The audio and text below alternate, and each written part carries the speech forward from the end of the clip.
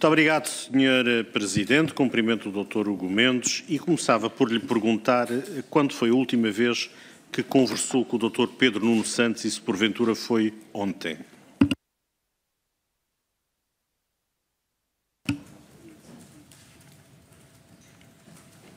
Sim, Sr. Deputado, conversei ontem com o Dr. Pedro Nuno Santos.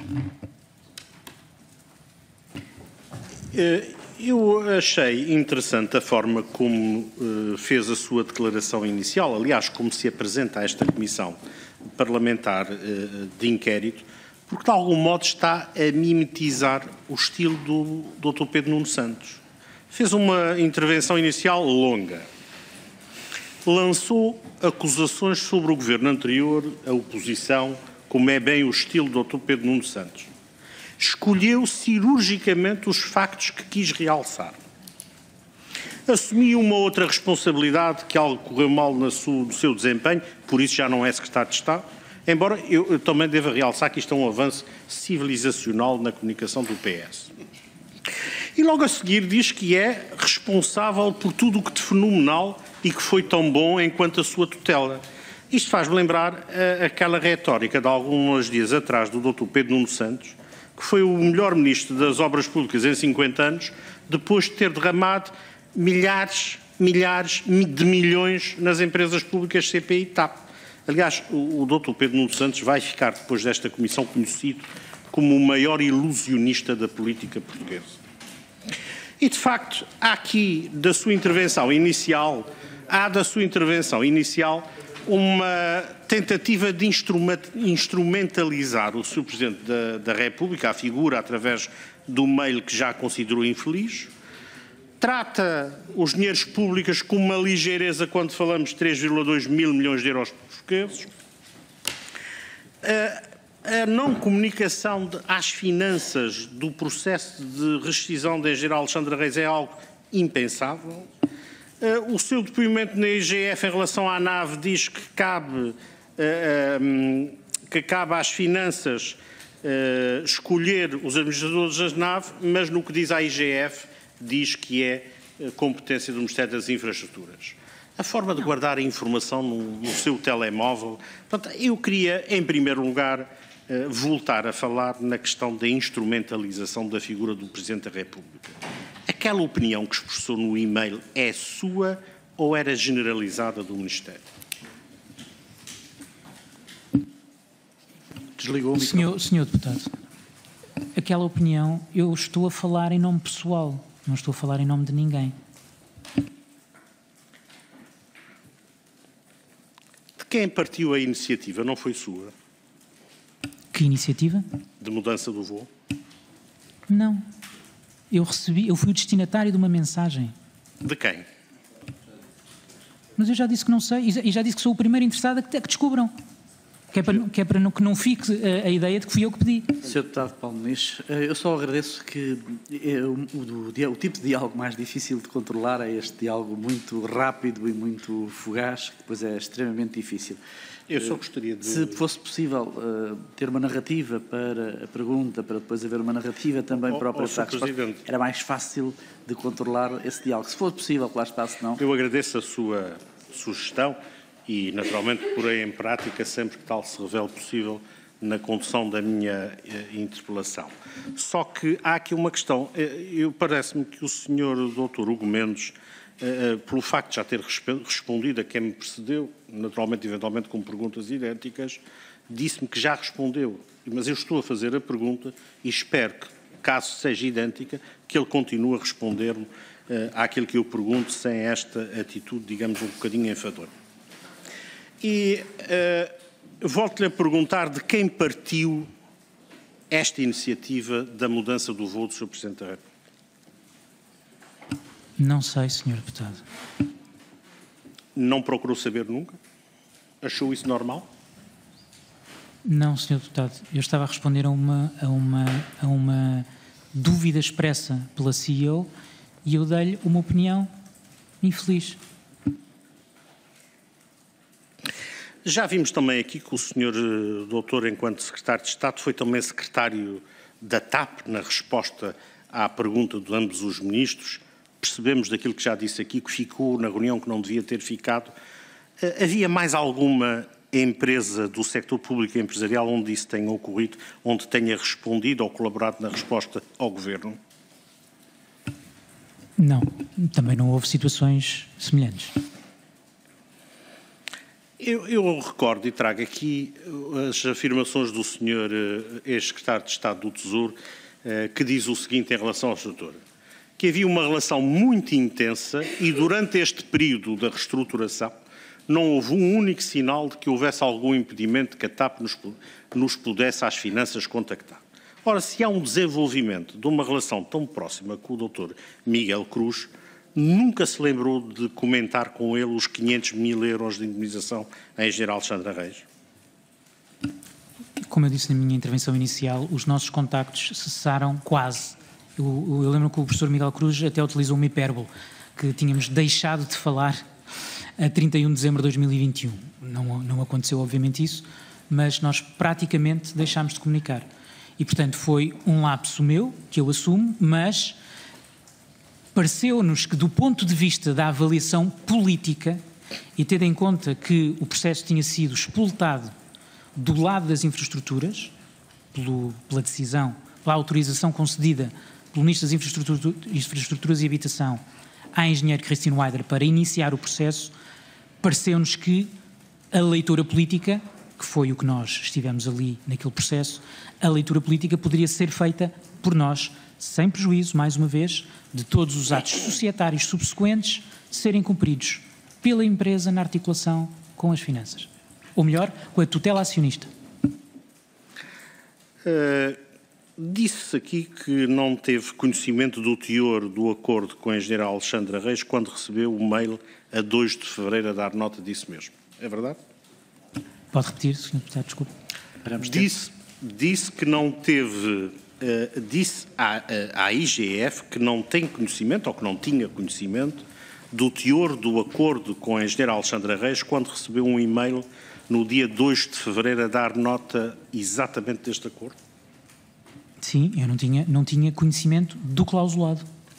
Então, soube ou não, a 2 de fevereiro de 2022, que o valor da indemnização eram 500 mil euros? Deixe-me só. Faz favor. É para tornar a minha resposta mais fácil. Tem todo o tempo para argumentos.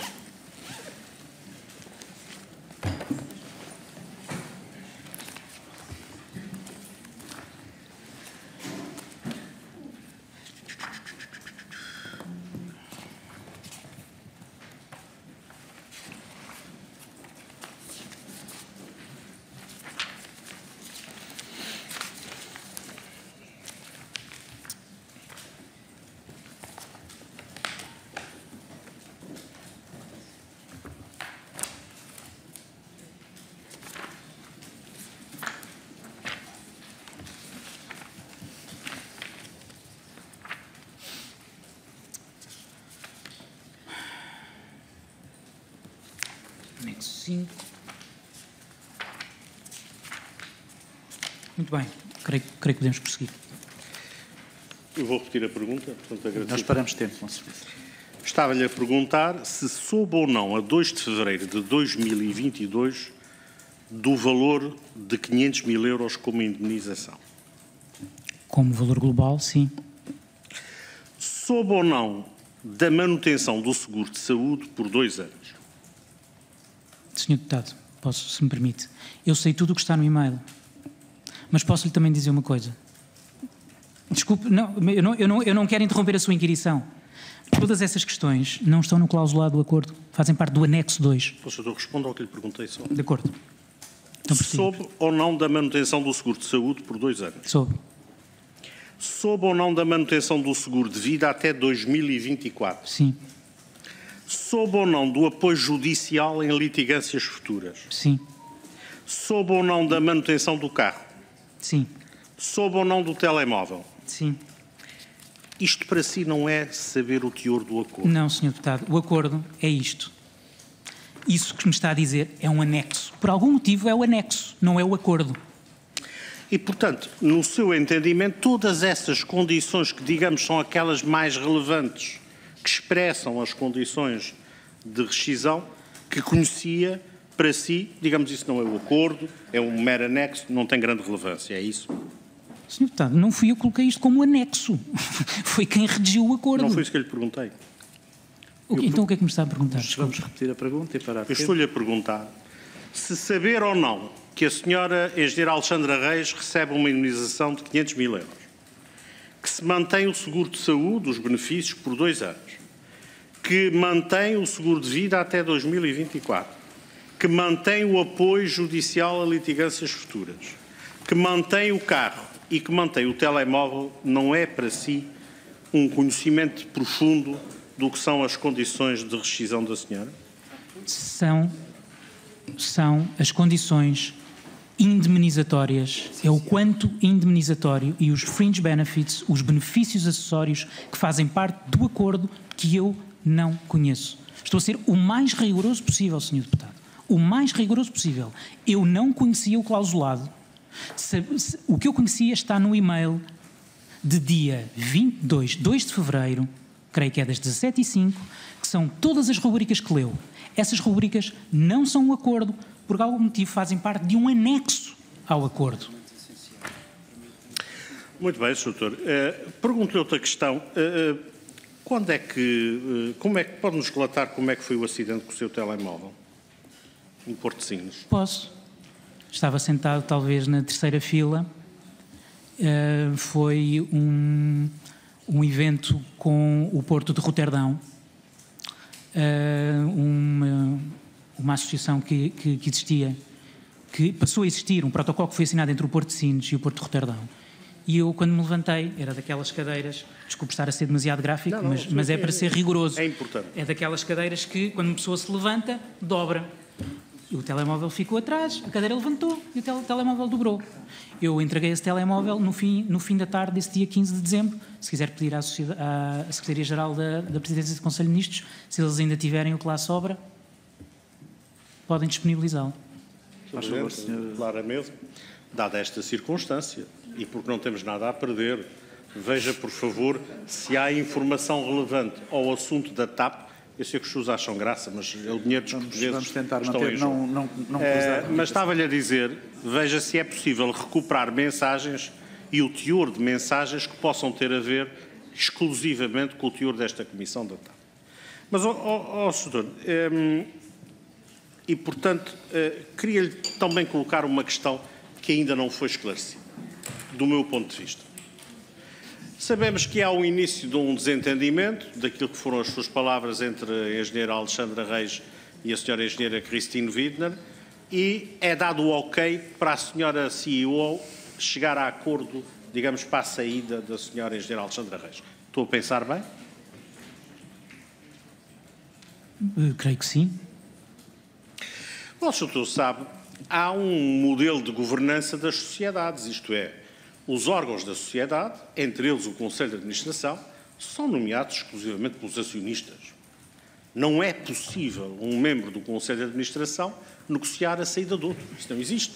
Quando muito, um membro do Conselho de Administração, e se for o Presidente, pode sugerir ao acionista que gostaria de ter na sua equipe A, B, C ou D, e caberá ao acionista, se concordar com isso, promover a contratação destas pessoas, como também e só ao acionista cabe retirar estas pessoas do órgão social.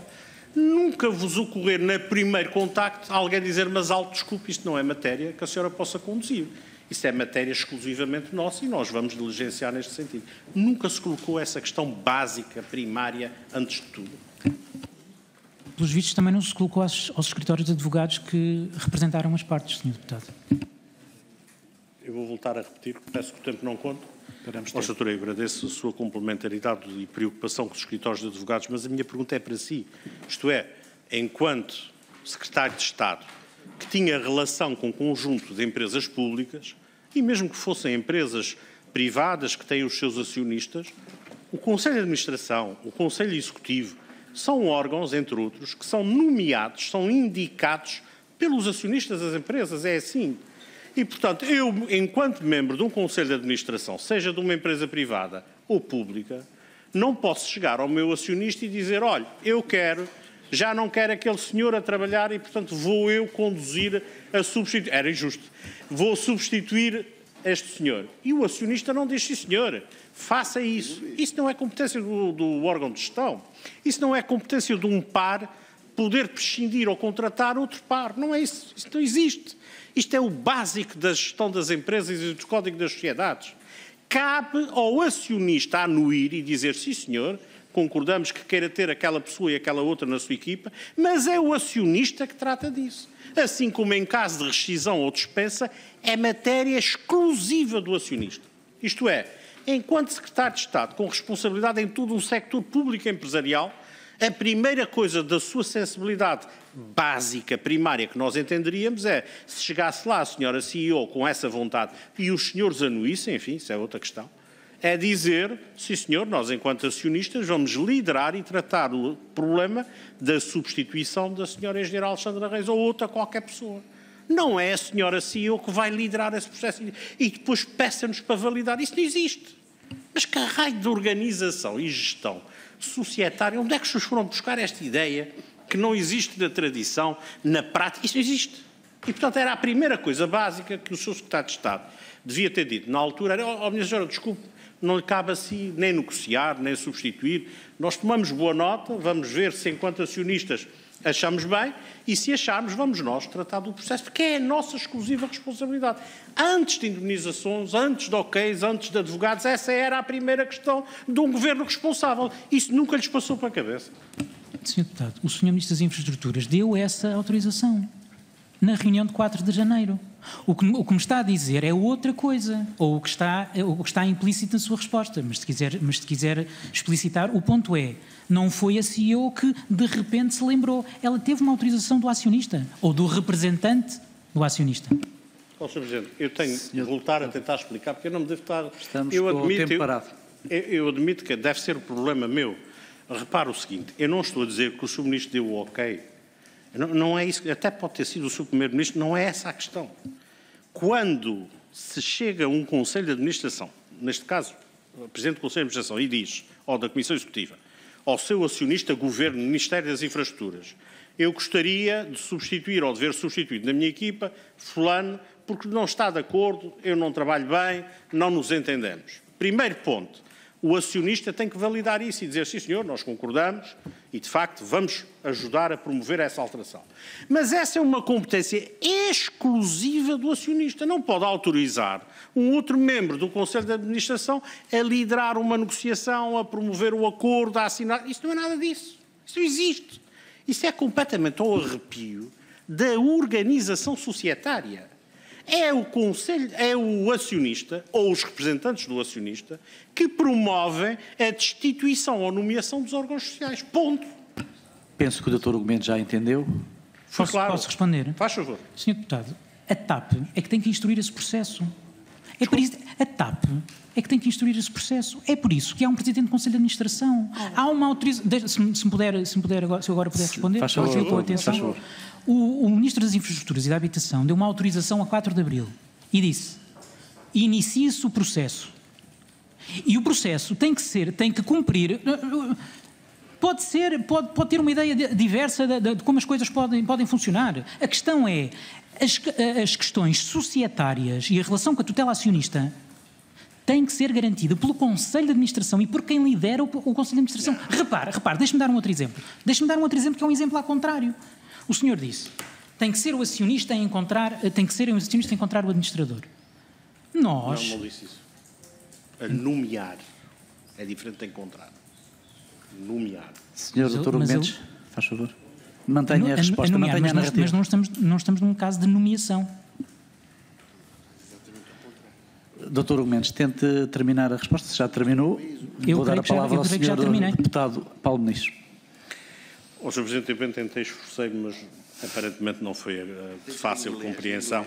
Pode ser em inglês técnico. Bom, vamos aqui a uma outra questão que é importante. O Sr. no início falou na decisão. Pode continuar? Não sei se consegue estar com atenção ao telemóvel ao mesmo tempo. Bom, mas estava-lhe a dizer que no início falou que a decisão estratégica ou operacional dos voos competia exclusivamente à gestão, correto? Sim. Como é que é a questão da diáspora? Nós, no nosso acordo do governo PSD-CDS, os voos com a diáspora tinham uma garantia explícita naquilo que era o acordo mútuo que era necessário cumprir. Como é que isso é feito se não existe qualquer possibilidade da tutela falar em termos de voos estratégicos como os da diáspora? Senhor Deputado, a TAP está a lutar pela sobrevivência. A TAP tem que garantir um plano de reestruturação que é cumprido e não pode ter voos que dão prejuízo. Não pode ter rotas que dão prejuízo. Não perguntei isso. E, portanto, ou essas rotas são rentáveis, e a TAP até voltou a ligar Caracas 2 vezes por semana, creio. Provavelmente a comunidade portuguesa gostaria, ou os embaixadores, que aliás tanto falavam com a TAP, como disse aqui o chairperson da TAP, que recebia... Nós é que éramos acusados de ingerência, mas eram os embaixadores que escreviam diretamente para o Presidente do Conselho de Administração a pedir criação de rotas. E, portanto, eu compreendo todas as suas questões, relevo do ponto de vista político a sua importância, mas neste momento a TAP tem que garantir a sua sobrevivência até 2025. E nenhum governo responsável, nenhuma tutela responsável, pelo menos nós nunca o fizemos, dissemos, vai ter que voar para a comunidade A, B ou C, porque ela é muito importante. Quer dizer que então tão propalado controle estratégico foi para as Malvas. Soutor, eu reparei, não posso deixar de comentar isso, que enquanto me estava a responder sobre a questão societária, estava a receber informações do telemóvel, não é o Dr. Pedro Nuno Santos que a está a enviar, só curiosidade. Permita-me este desabafo, não? Vamos evitar este tipo de perguntas. Eu não estou proibido de falar com o Dr. Pedro Nuno Santos. Não foi isso que eu perguntei. Durante esta inquisição está. Estou? Senhor Deputado e Isso está escrito onde? Senhor Deputado e Senhor Dr. Hugo Mendes. Eu, por acaso, não estou a falar com o Dr. Pedro Santos, mas estou a falar com outras pessoas. Senhor Deputado e Senhor Deputado, peço imensa desculpa. Peço silêncio, senão vamos ter que suspender. Vamos com certeza entrar... Deixe-me só dizer uma coisa. Senhor Dr. Hugo Mendes, vamos entrar dentro daquilo que é o âmbito e o objeto da Comissão. E não vamos fugir daquilo que é o âmbito e o objeto da Comissão. Com a maior das serenidades, vamos permitir ao Sr. Deputado que faça a pergunta. O Sr. Dr. Hugo Mendes terá a oportunidade de responder, obviamente sempre com a pergunta e com a resposta com a maior das urbanidades possíveis. É isso que eu vos peço. Sr. Deputado Paulo Muniz, faz favor. Muito obrigado, Sr. Presidente. Doutor, de facto, quando o Sr. Primeiro-Ministro comentou as suas declarações sobre a mudança do voo do Sr. Presidente da República, já muito aqui falado a miúdo, na sua resposta deu 2 justificações. Uma, o código, digamos, de conduta do Governo, que aparentemente foi esquecido quando o Sr. Ministro das Finanças pediu à IGF para fazer o relatório que nós conhecemos. Mas o que eu lhe queria perguntar é, eu percebi na sua resposta que dizia que o Sr. Primeiro-Ministro, noutra circunstância, terá dito que o que importa é os resultados. Eu senti alguma mágoa na sua resposta ou foi interpretação errada minha? Sr. Deputado, eu não vou fazer comentários sobre questões ligadas ao Primeiro-Ministro. Já disse o que tinha a dizer.